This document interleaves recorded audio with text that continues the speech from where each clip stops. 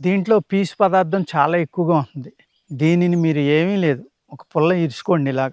దంతధావనంలో ఒక అద్భుతమైన మూలిక అండి ఇది.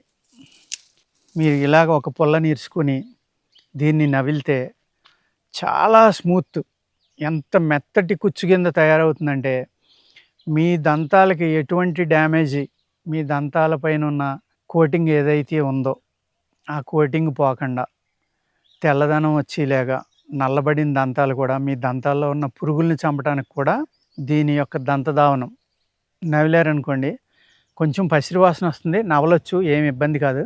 ఇలా పెట్టుకుని నవిలితే మంచి కుచ్చుగా వస్తుందండి. ఇది చాలా మెత్తగా ఉంటుందన్నమాట. ఇది ఇగో చూడండి, ఆల్రెడీ ఒక బ్రష్ ఇడినట్టు ఇడిపోయించుకోండి. ఇది మెత్తటి చక్కటి కుచ్చు వస్తుందండి. దీంతో కనుక మీరు పళ్ళు తోముకుంటే మీ పళ్ళల్లో ఉన్న అన్ని రకాల క్రిములు చనిపోతాయండి. చనిపోయి పళ్ళు గట్టిపడతాయి.